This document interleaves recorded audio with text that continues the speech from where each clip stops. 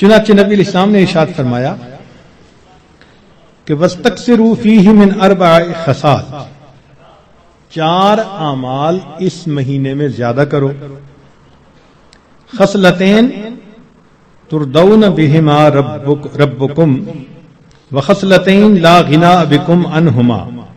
2 عمل تو ایسے ہیں کہ جن سے تم اپنے رب کو راضی کرو، اور 2 عمل ایسے ہیں کہ تمہیں اس کے سوا چارہ ہی نہیں، مجبوری ہے تمہاری. اللتان تردون بہما ربکم، وہ 2 باتیں کہ جس کو ذریعے تم اپنے رب کو راضی کرو. فشہادت اللہ الہ الا اللہ وتستغفرونہ، یعنی کلمے کا ورد زیادہ کرنا، تحلیل زیادہ پڑھنا اور استغفار زیادہ پڑھنا. یہ 2 عمل اس مہینے میں خاص طور پر زیادہ کرنے کی ضرورت ہے، چونکہ اللہ کے پیارے حبیب صلی اللہ علیہ وسلم نے ارشاد فرمایا، لہذا اس بات کی اہمیت دل میں اچھی طرح بٹھانی چاہیے. تو لا الہ الا اللہ کی بھی کثرت کریں، کم از کم چند 100 مرتبہ دن میں پڑھ لیا کریں، اور ہمت والے تو 1000 دفعہ 2000. ایسے لوگ ہیں ہر دن میں رمضان کے 10,000 مرتبہ تحلیل پڑھتے ہیں. اس وقت ایسے لوگ ہیں رمضان المبارک کے ہر دن میں ایک قرآن مجید کی تلاوت مکمل کرتے ہیں. نوجوان ہیں، کما رہے ہیں. وقت تو ایک جیسا ہے، ہمارا بھی اور ان کا بھی، لیکن انہوں نے یہ محسوس کر لیا کہ اس وقت میں ہم نے اللہ کو راضی کر کے ہٹنا ہے.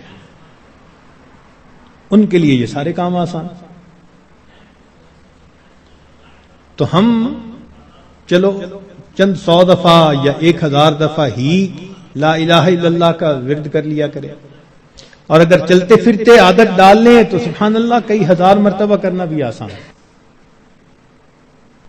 اور ہمارے اکابر سبحان اللہ، وہاں سینکڑوں اور ہزاروں کی بات نہیں ہوتی تھی، اور لاکھوں کی بھی بات نہیں ہوتی تھی، کروڑوں کی بھی بات نہیں ہوتی تھی. کروڑوں مرتبہ سے زیادہ دل کے اوپر لا الہ الا اللہ کی ضرب لگتی تھی. کروڑوں مرتبہ سے زیادہ. دل کے اوپر کتنا نور ہوتا ہوگا. اللہ اکبر کبیرہ. اور استغفار کی کثرت کریں.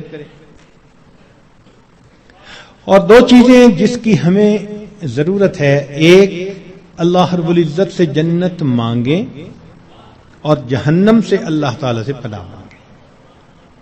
تو اس مہینے میں یہ دعا مانگنی چاہیے، اللہم انی اسألک الجنہ وَأَعُوذُ بِكَ مِنَ النَّارِ. اے اللہ میں جنت کا سوال کرتا ہوں اور جہنم سے اے اللہ میں پناہ مانگتا ہوں.